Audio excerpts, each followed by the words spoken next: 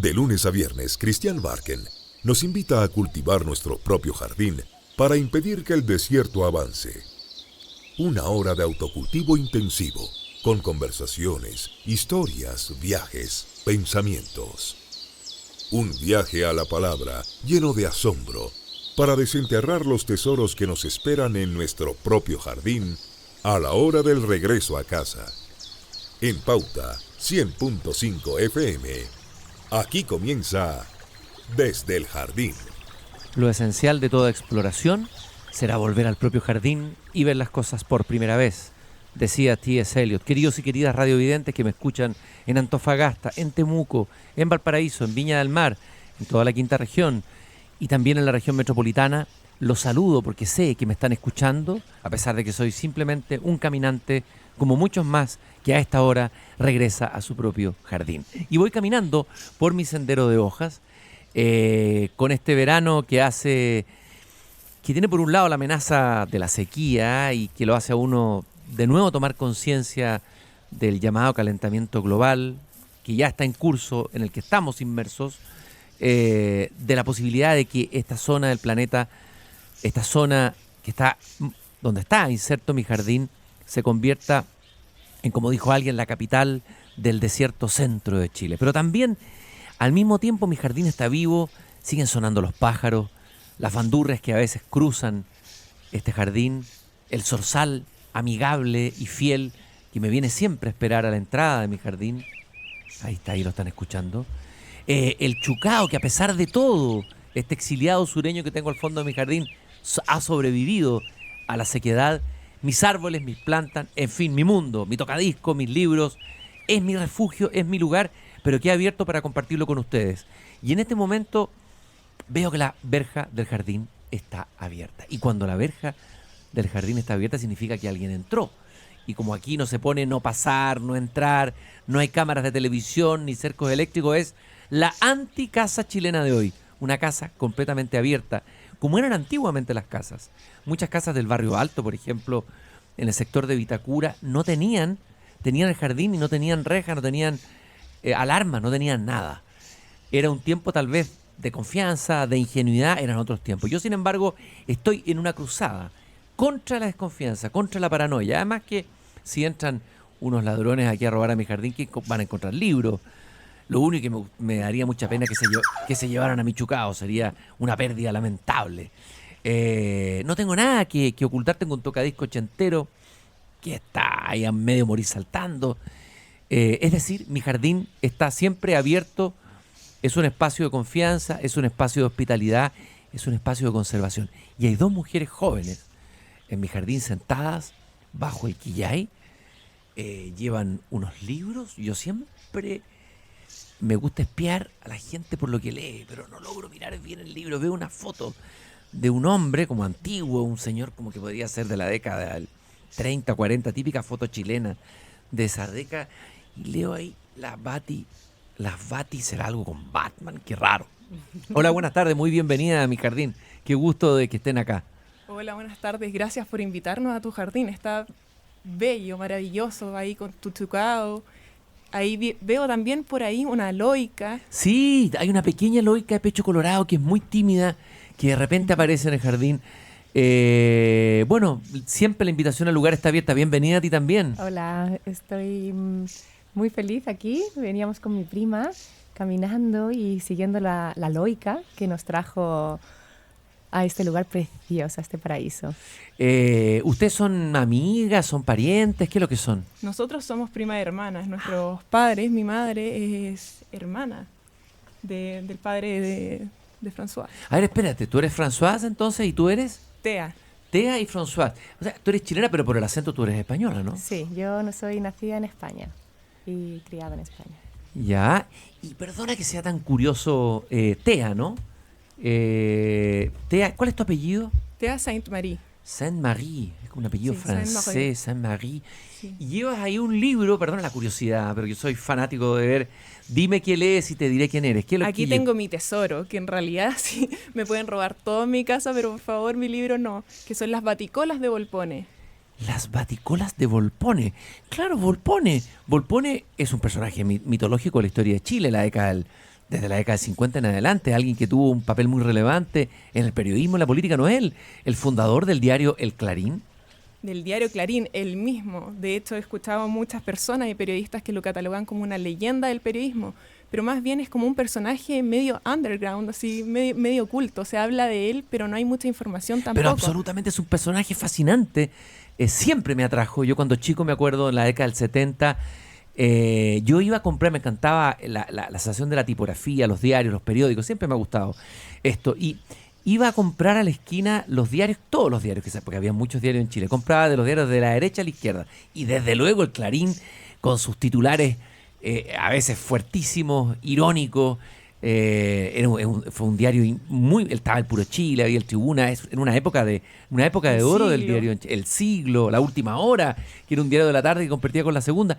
Y espérate, pero tú me dijiste que te llamabas Thea Saint-Marie. Sí.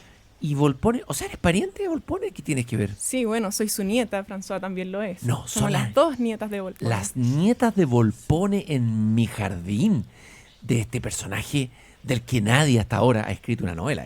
El abuelo de usted es un personaje de novela. Es un personaje de novela por todas las vivencias que tuvo para la época, todas las vueltas que dio, los enfrentamientos políticos que tuvo y el atreverse a vivir. Sobre todo yo creo que lo que marca la vida de Volpone es el atreverse. A ver, no solamente de una novela, yo diría de una película. Yo creo que estamos dándole una buena idea a algún director de cine chileno que si quisiera hacer una película de la historia de Chile del 50 al 73, Volpone es el personaje perfecto, ¿no? Si quieren yo puedo ser la actriz. Me parece, a mí me gustaría bastante. Pero yo creo que mi prima podría empezar a escribir el guión también. Podríamos empezar, terminemos la novela, la biografía y luego ya vamos por el guión. Porque este libro del que igual tú estás hablando, que es Las Baticolas de Volpone, pues lo ha escrito mi prima. O sea, a ver, de hecho, Thea Saint-Marie, Las Baticolas de Volpone, escritos... Tú hiciste aquí un trabajo investigativo. Cuéntame un poco la historia, cómo llegas a escribir este libro sobre tu abuelo, el mítico creador del diario Clarín, que ya se conocía la bajada firme junto al pueblo, que la tomó después del Clinic. Claro. ¿Cómo llegaste a ver, cuál fue tu relación con tu abuelo? ¿Cómo te dedicaste a investigar? ¿Tú eres periodista? Soy periodista, sí. Mi relación con mi abuelo, la verdad, es que siempre se cruzó, obviamente, en mi vida, mi abuelo, pero no lo alcancé a conocer como François, que lo conoció cuando era pequeña, pero siempre estuvo presente por lo que me tocó vivir, en el fondo. Cuando era muy pequeña llegué a vivir a la casa del Cajón del Maipo, que es conocida como el Chalet de Piedra, donde se reunían figuras como Allende, Pablo de Roca, el periodista Eugenio Lira Masi, el creador del Puro Chile. Claro, uno de los formadores, un genio también del periodismo, muy olvidado y que bueno, se está trabajando, conozco una persona que está trabajando su figura. Pero es una gran figura, creo que autor de un libro Honorables a la Parrilla, se refería así a los senadores y diputados, sí. Honorables a la Parrilla. Sí, sí, es muy entretenido también cómo les va cómo va narrando a cada personaje, a cada diputado. Oye, pero a ver, imaginemos ese lugar en el Cajón del Maipo, esa casa que creo que llegó a ser un lugar de detención de la DINA también. Llegó a ser un lugar de detención de la DINA. Conocí a una persona que fue torturada en ese lugar. Tuve la oportunidad de entrevistarlo y, bueno, más bien de conversar con él, de compartir con él. O sea, esos muros hablan. O sea, imaginemos, no sé, una tarde a Salvador Allende, sentado en un sofá. Me imagino a tu abuelo Volpone, Darío Saint-Marie, no sé, Eugenio Lira Masi, personajes de la historia de Chile, comentando, tomándose unos whiskies, seguramente eran gozadores de la vida, ¿no? Completamente. Bueno, de hecho, ahí en una de las fotos están en la piscina de la casa del Chalet de Piedra. Está Allende con Darío Saint-Marie. Ah, es famosa foto en que ahí está Allende con un traje de baño, están leyendo juntos un diario. Fue una relación entre Allende y Volpone, el abuelo de ustedes, el creador del mítico diario Clarín, una relación de amor y odio, dicen algunos. Sí, se dice mucho que es de amor y odio. Ellos se conocieron más bien cuando eran chicos. Tengo entendido que estudiaron en Valparaíso, 2 años de diferencia los separaban, pero fueron amigos, pero así como grandes amigos tenían diferencias. Volpone le decía, no por nada, también el cuadrado. Creo que mucho tiene que ver de repente con los odios que le decía el cuadrado, aparte de Salvita. Le decía también el cuadrado. El cuadrado le decía Allende. Creo que eso también generaba las diferencias y las pataletas también de Allende. ¿Y es verdad que Allende le robaba los ternos a tu abuelo, que era fanático de la ropa que tenía y que importaba de otros países? Una de las cosas que recuerda a mi abuela, que ahora tiene 88 años y que no se le ha olvidado, es eso, es que cada vez que iba yendo, sabía que iba a ir, decía, por favor, esconda la ropa, guárdenla, las armaduras, todo, porque tendía, de repente le gustaba algo y como mi abuelo viajaba mucho, llegaba y se lo llevaba. Y no había nunca devolución. Aportando a eso, hace poco tiempo atrás conocí a Max Marambio, que pertenecía al GAP de Allende, y él escribió un libro sobre parte de su historia, biografía, y hay anécdotas específicamente de eso, y donde dice que todos esos robos estaban programados con anterioridad, con Allende. Entonces él decía, ok, vamos a ir a la casa de Reñaca, que había también una casa en Borgoño. Ya. En un momento dado va a sonar el teléfono, vais a llamar y Darío va a estar hablando. Entonces os vais a dirigir al segundo piso, a la habitación que está al fondo, y vais a robar X cosas y la vais a tirar por la ventana. Entonces otro va a estar abajo recogiendo todo y metiéndolo en el coche. Un operativo. Era un operativo intervenían de los robo. miembros del GAP para robarle chaquetas a Volpone. A ver, tenemos que tratar de... es interesante esto que las nietas, y eso está ocurriendo también en el ámbito de la literatura, las nuevas generaciones comienzan a rescatar, a sacar parte de una historia en un país que tiende más bien al olvido, tiende más bien a hacer desaparecer a la figura. Yo creo que hay muchas piezas del puzzle que están escondidas bajo esta alfombra nacional. Y que ahora, como dices tú, los nietos o las siguientes generaciones han ido rescatando eso. Y bueno, yo nací en dictadura, nací en el 87, tuve mis recuerdos en democracia, y a medida que iba investigando, la verdad es que sentía que la historia como que está coja y todos podemos aportar. ¿Y por qué sentía eso? Porque claro, en el colegio yo creo que en la medida de lo posible también me enseñaron historia, pero cuando llegaba a la casa o estaba, por ejemplo, con la tía Pato, la Pato de Roca, habían una serie de personajes alrededor que yo podía escuchar y decía, bueno, acá hay también una parte de la historia que quizás no me están enseñando, la estoy aprendiendo en mi casa. Oye, yo me imagino una cumbre entre Pablo de Roca, este autor poeta desmesurado de Licantén, Salvador Allende, Darío Saint-Méry, sentados ahí en torno a la chimenea. ¿Cómo nadie ha escrito una novela? ¿Cómo nadie ha escrito una película sobre estos personajes fascinantes? El abuelo de usted es un personaje con muchas dimensiones, con muchos pliegues. ¿Alguno de ustedes lo conoció personalmente? ¿Tiene algún recuerdo vivo de él? Yo lo conocí. Françoise. Yo lo conocí en Madrid. A ver, ¿qué es lo que recuerdas? Era chiquitita, ¿no es cierto? Era chiquitita. Murió alrededor cuando yo tenía como 5 o 6 años y vivíamos en Madrid. Él vivía en Centro Colón, que fue donde llegó a vivir una vez que dejó Chile y hasta el que murió. Y bueno, pues lo que recuerdo es que él tenía mucha estructura en su vida. Entonces lo íbamos a ver algunos días a una hora específica y en la cual siempre era caminando junto a mi madre por la Castellana. A él le gustaba cada día a una hora hacer este paseo y pues nada, yo veía a este señor muy mayor, para mí era muy, muy viejo, mi abuelo, que en su casa tenía una sillita de mimbre, chiquitita para mí, eso para mí era algo muy lindo, porque era como un aspecto así como de ternura.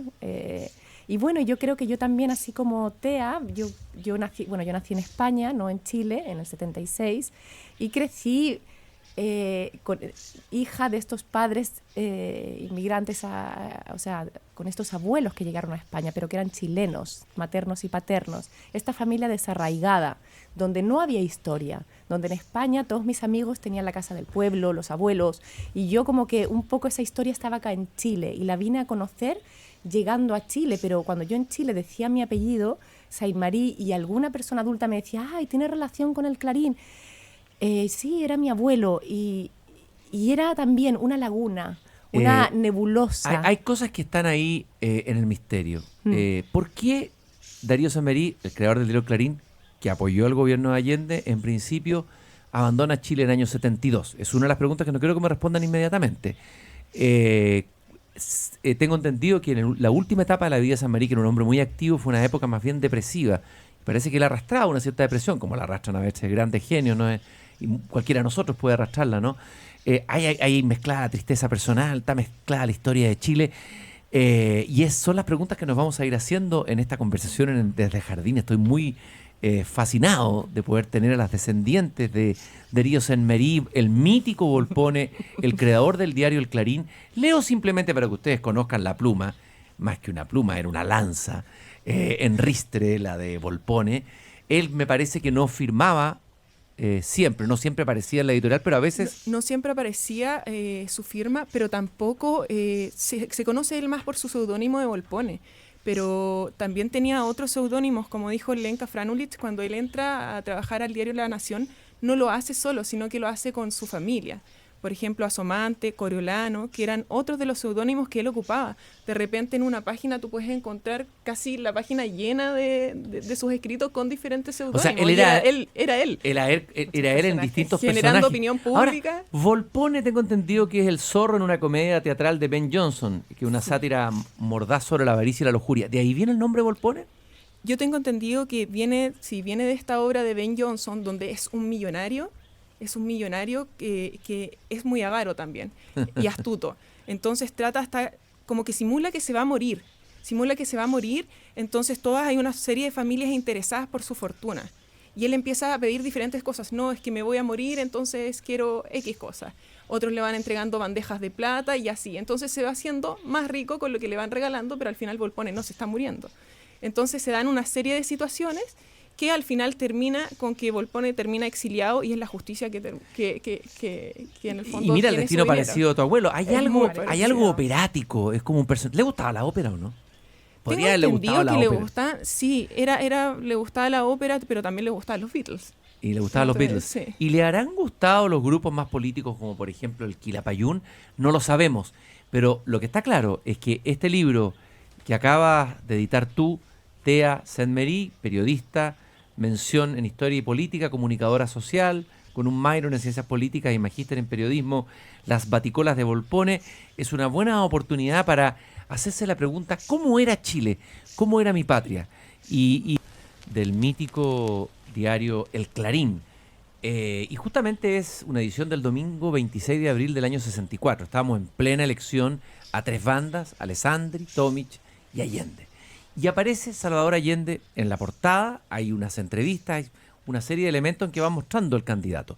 Era muy importante la postura del Clarín en estas elecciones, porque era el diario probablemente de mayor circulación, era un diario masivo, popular, era un diario que tenía, se imprimían cientos de miles de ejemplares, y fue decisivo, según algunos, en el triunfo de Allende, y parece que Volpone, el director, estaba de alguna manera dividido, su corazón o su relación entre votar por Tomic o que ganara Tomic o que ganara Allende. Volpone, que es el personaje, decíamos recién, novelesco, operático, cinematográfico, este director de diario que fue asesor directo de Carlos Ibáñez del Campo, que llegó a ser amigo personal de Allende, que tuvo diferencias con Allende y luego reconciliaciones, que desaparece misteriosamente en el año 72. Algunos dicen que por motivos familiares y otros dicen que por motivos políticos. Hay una parte de la historia que está ahí y las memorias desaparecidas de Volpone, que se dedicó a escribir los últimos años. ¿Quién se las robó? ¿Quién las hizo desaparecer? ¿Por qué? Volpone sabía mucho, sabía demasiado y tenía una relación muy directa con todos estos personajes de la historia política. Desde luego con Allende. Fíjense que cuando abandona Chile, se va a Madrid del año 72, o sea, antes del golpe, él escribe, se suponía que Allende lo había amenazado casi de muerte, porque él había sido crítico, estaba siendo crítico del gobierno de Allende al final. Eso me lo vas a explicar tú ahora. Estoy aquí en el jardín con dos nietas de Volpone. Una de ellas, Tea Saint-Méry, acaba de publicar este interesantísimo libro, Las Baticolas de Volpone, escritos seleccionados de esta pluma virulenta, irónica, mordaz. Quevediana a ratos. Quevediana, claro. Tiene un poco la fuerza de las sátiras del antiguo poeta del siglo de oro Quevedo, sí, que atacaba a los enemigos y escribió unas letrillas satíricas tremendas, ¿no? Es un estilo que se ha ido perdiendo, pero que formó parte de una historia del periodismo, que de alguna manera el Clinic lo fue retomando después. Pero fíjese lo que le escribe a Allende Saint-Méry en una carta fechada en mayo del 72. Esta carta fue encontrada en los archivos de La Moneda después del golpe, en que dice, llama a Allende, le llama Peyuquito. Y a Pey, que fue el que habría comprado el Clarín, Vitoquito.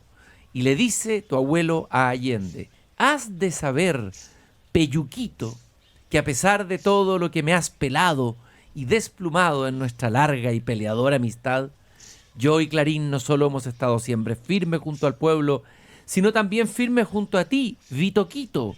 Como siempre, que eres el más cuerdo de los dos, te lleva al pacto de Estoril en su canulita. Dice Darío Sanmerí. Esa confianza con Allende. A ver, ¿cuál fue la relación de Volpone, lo que tú has investigado, Tea, la relación de tu abuelo con Allende?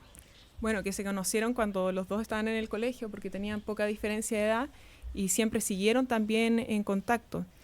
Mi abuelo estudió en la Universidad de Chile, estudió Derecho y Allende también estudió Medicina. Políticamente también se fueron cruzando en el camino y siempre se fue manteniendo esta relación. Y claro, y más aún, sobre todo cuando ya estaba Clarín, que en el fondo si uno lee, yo me he dedicado también a leer las sesiones del Congreso que han sido, porque son bastantes, y ahí también he encontrado, por ejemplo, intervenciones donde Allende y Carlos Altamirano expresan la necesidad del Partido Socialista también y de la izquierda de tener un buen medio de comunicación que influya. Y bueno, supongo que con el tiempo, Volpone logró eso y creo que ahí también está el interés de poder estar, aparte de la amistad, de estar cercano por generar opinión pública y tener influencia. Volpone podría haber llegado a ser, fue dirigente estudiantil como Allende, llevaron una vía paralela, podría haber sido político también. Perfectamente, pero dicen la historia... Yo creo que tuvo sus atisbos políticos, claro, cuando estaba estudiando Derecho. Pero parece que hay algo que lo que yo leí por ahí, algo que lo ofendió, que le dijeron cuico en una asamblea porque sí, él tenía origen boliviano. Sí. En esa época se le decía cuico y era de forma denostativa, denostaban a las personas que eran bolivianas. Entonces él estaba participando, era candidato para la presidencia de la FED y alguien le gritó cállate cuico.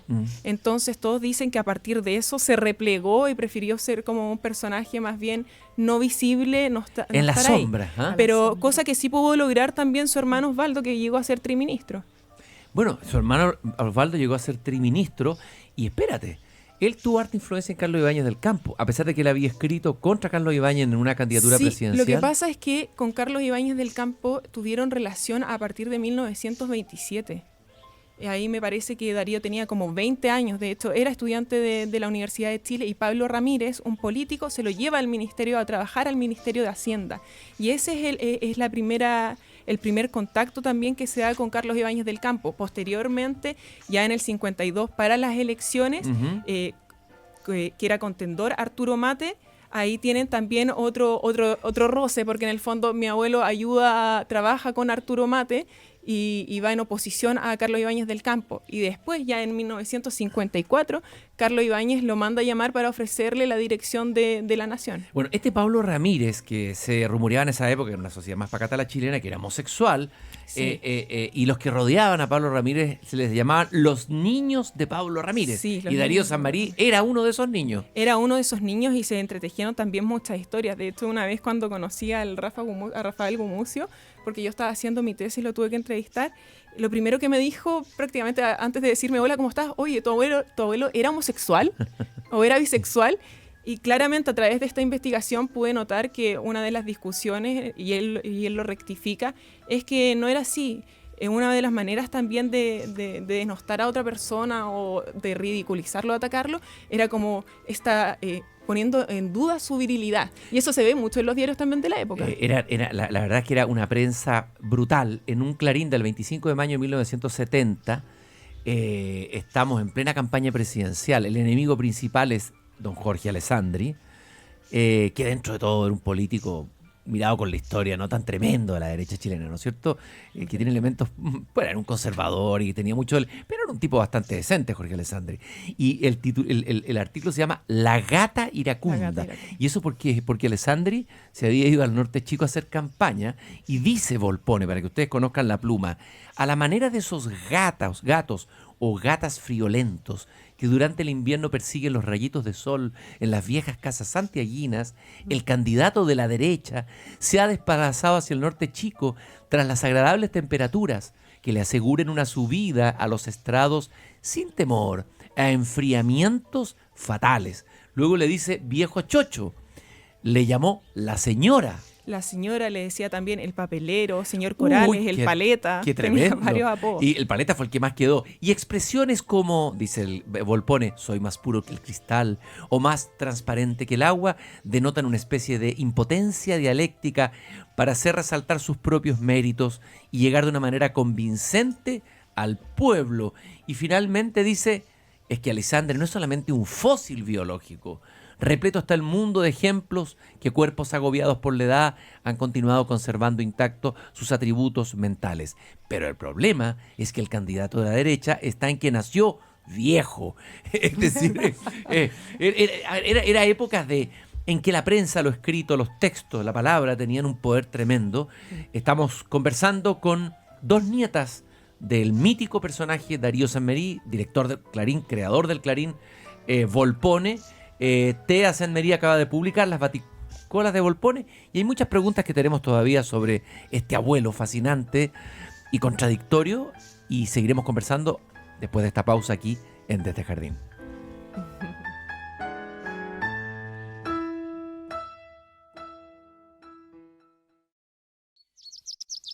Seguimos conversando desde el jardín con Cristian Barken en Pauta 100.5. Corría la década del 70, la historia política de Chile estaba encendida, habían 3 candidatos a la presidencia de la República, Tomic, Alessandri y Allende, y hubo un diario popular de circulación masiva, el diario Clarín, un diario mítico, que tengo aquí un ejemplar antiguo en mis manos, que jugó un papel muy, muy importante en el triunfo de Allende. Fue muy estrecho el resultado entre Alessandri y Allende. Sí, de hecho lo tengo acá, así que lo puedo aportar. En realidad, 36,6% sacó Allende y Jorge Alessandri 34,9%. Después le siguió Radomiro Tomic con 27,8%. Y Darío Saint-Méry, tu abuelo, Volpone, estoy con Tea Saint-Méry y con François Saint-Méry, nietas de este personaje tan influyente, tan apasionado, tan contradictorio que fue Volpone. Acabas de publicar Las Baticolas de Volpone, escritos seleccionados de tu abuelo en el diario. Él siempre le sacaba en la cara a Allende que gracias a él había triunfado, y por lo tanto que había una deuda ahí. Era una relación, decíamos, contradictoria con Allende. Contradictoria, ya era la 4ª vez que Allende se postulaba como candidato presidencial. Si mal no recuerdo, creo que fue el 9 de agosto de 1969, cuando Allende, frente al Comité Central del Partido Socialista, se vota para que en el fondo, frente a Aniceto Rodríguez, que era otro del Partido Socialista, para ver quién iba a ser el candidato presidencial.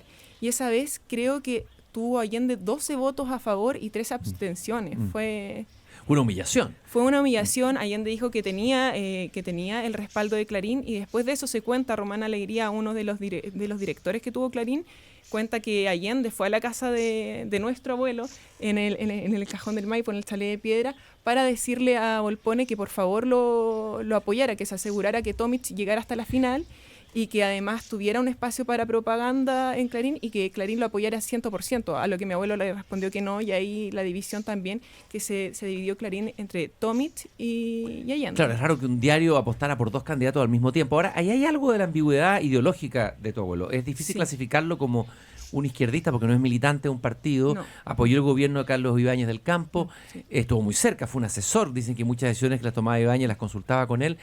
¿Qué lo quiere a él ideológicamente? ¿Cuál era su pensamiento político más profundo, si es que lo tenía? Es difícil definirlo. Sí. Yo creo que más bien no calzaba con ningún partido político, porque en el fondo iba a lo que él creía. Yo creo que va más por eso, más que por un partido como un partido político, sino más bien si tenía un trasfondo social que le interesara, iba por eso.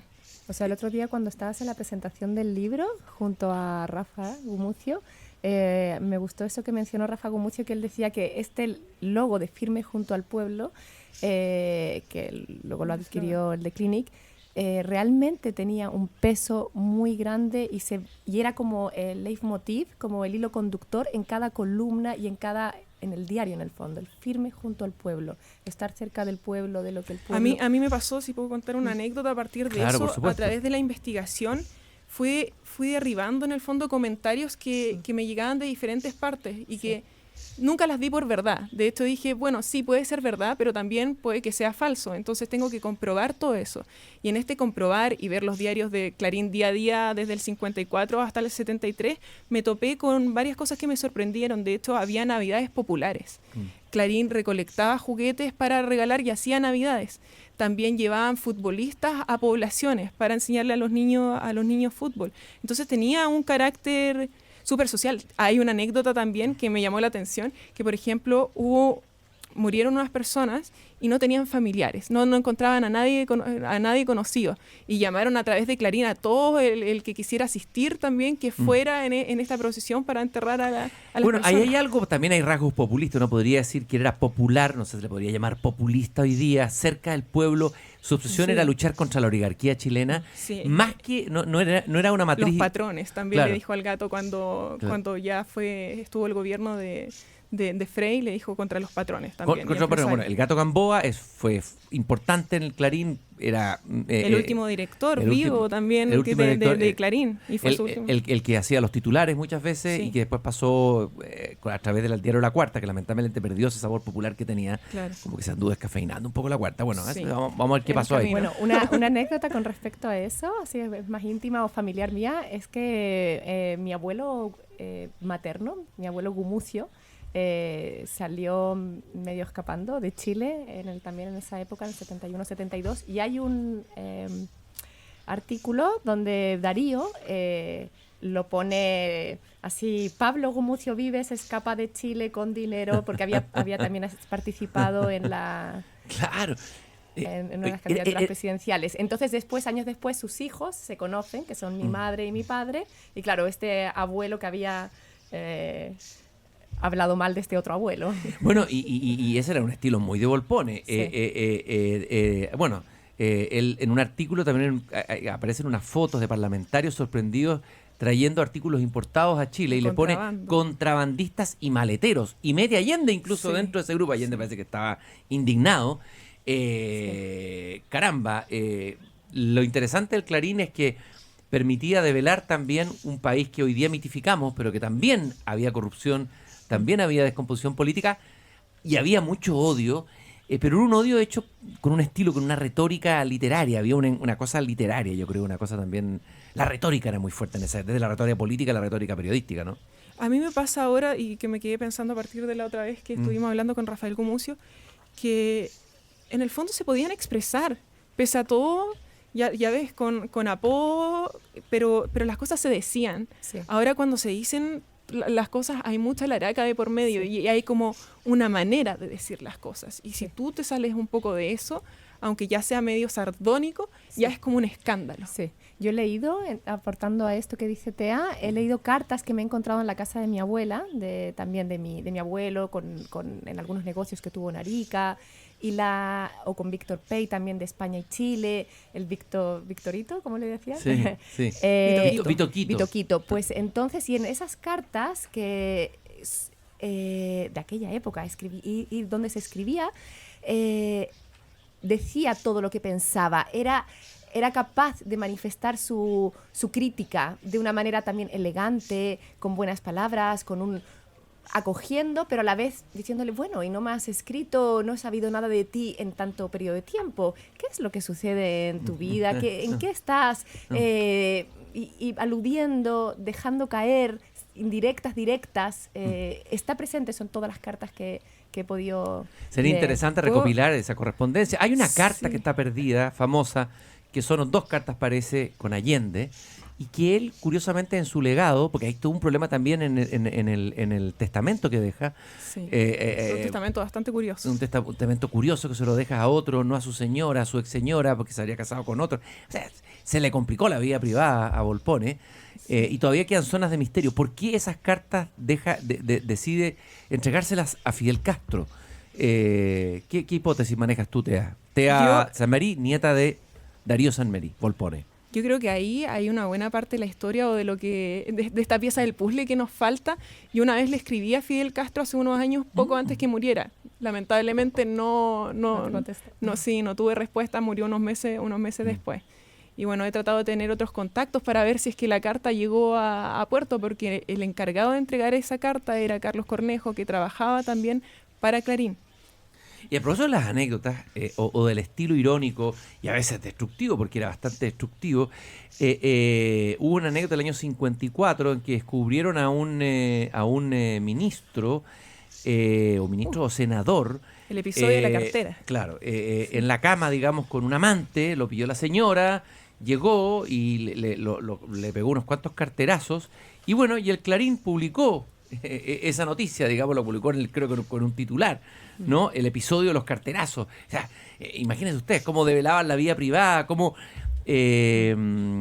estamos conversando sobre Darío Sanmerí. O sea, lo habrían Volpone, encontrado en el Ministerio de Justicia a este trabajador del ministerio engañando a su esposa, y la esposa entró y lo encontró y ahí le pegó con las carteras.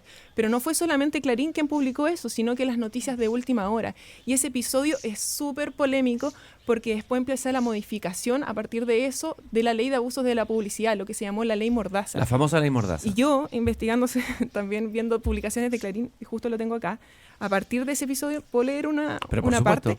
Bueno, esta es una publicación que salió en Clarín y que habla sobre esa situación, que dice: como se sabe, el ministro de Justicia, Enrique Ortúzar, recurrió a los tribunales pidiendo la aplicación de la Ley de Seguridad Interior del Estado contra este diario, refiriéndose a Clarín.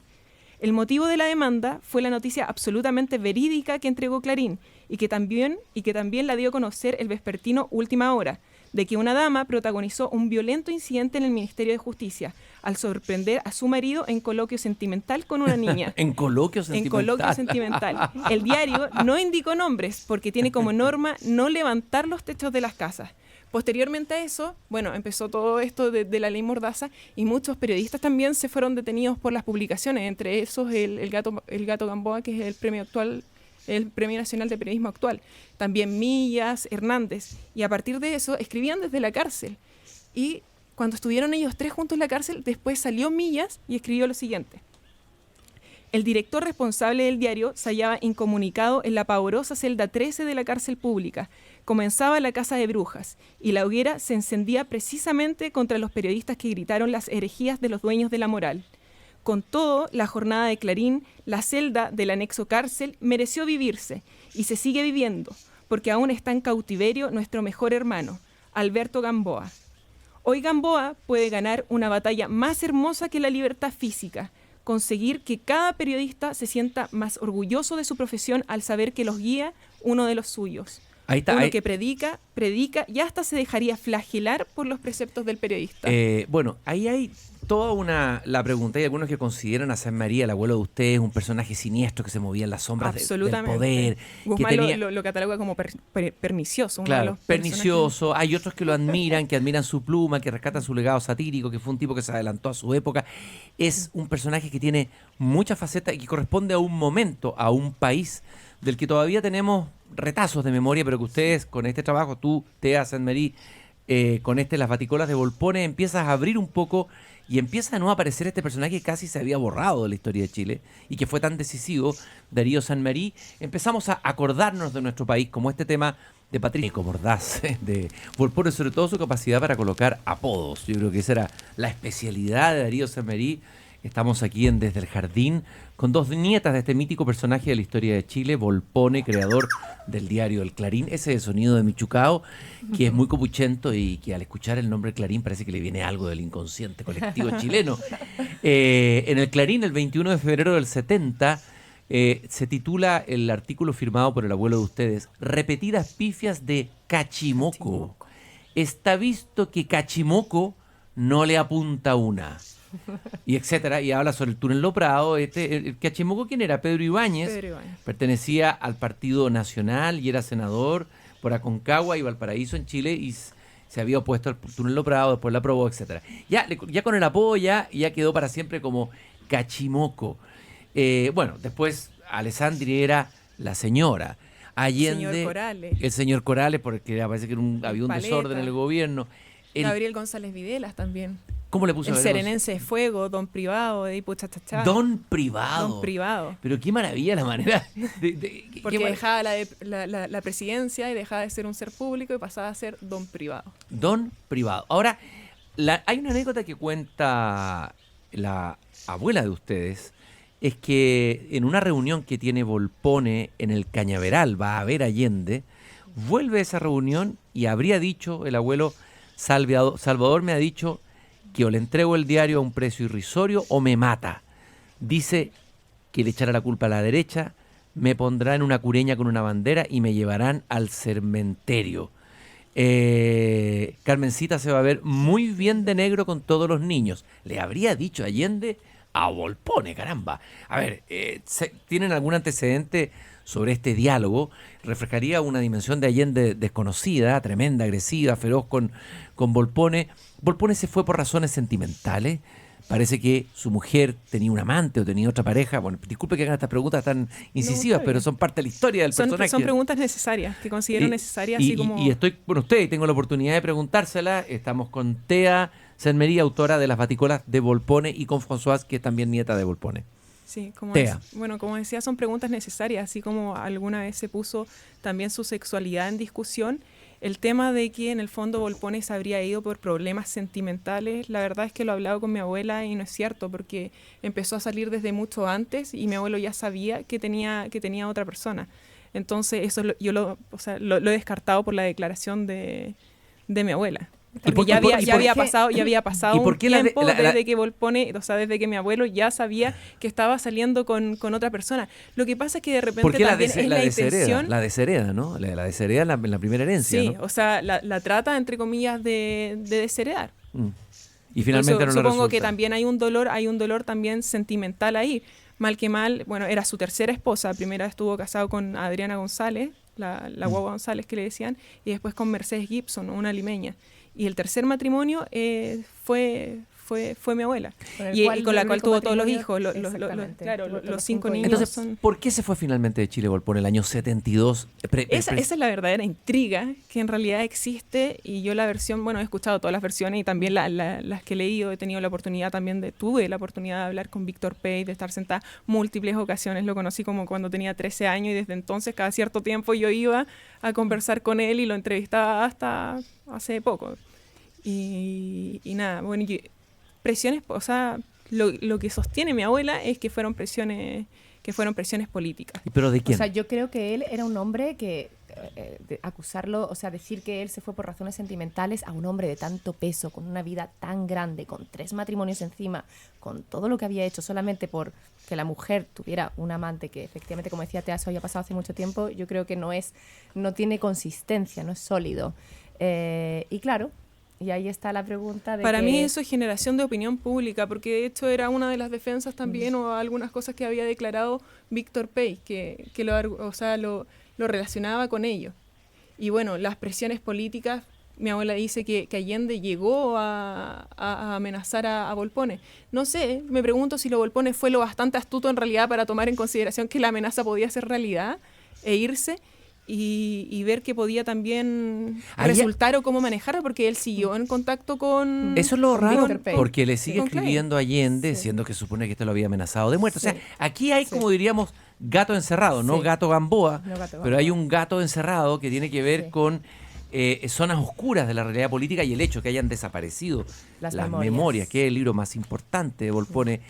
Y ahí sí que está toda la historia de los todo Pero lo que sí sabía es claro Volpone. es que en aquel momento el Clarín era el diario de más tiraje, ¿no?, de la Sí. época, y que era el medio de comunicación y donde la gente, los políticos podían dar su punto de vista, de opinión, y manipular o no, o decir lo que pensaban. Mira, en un Entonces, escrito Sí. de Román Alegría dice lo siguiente. Román Alegría fue un director de Clarín también. Saint-Marie recuerda a Alberto Gamboa, fue partidario de buscar una alianza rápida de la izquierda con la DC. También insistía ante Allende que usara su muñeca política porque de lo contrario los militares terminarían sacándolo.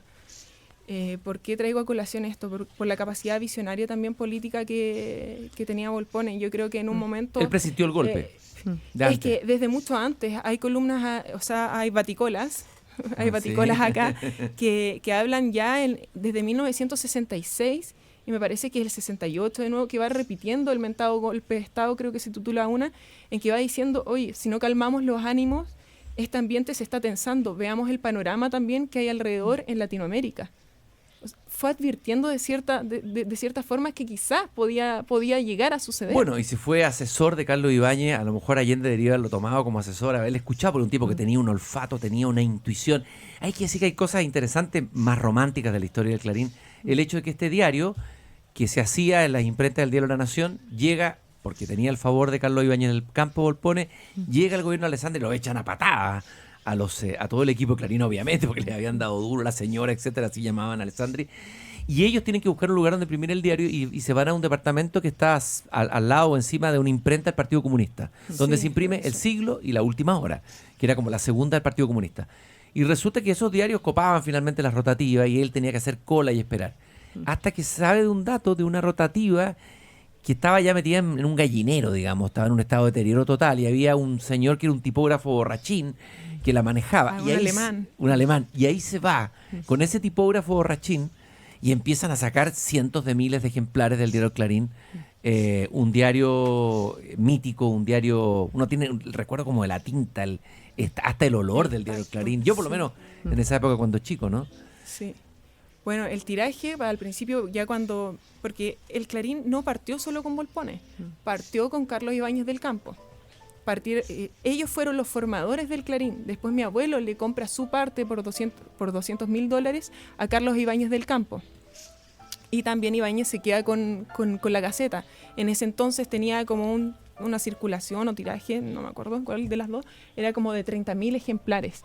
De hecho, ya en los ejemplares de Clarín, a partir de cierta fecha, se puede ver, avanzado el 70, de que ya la imprenta, la rotativa, no da más.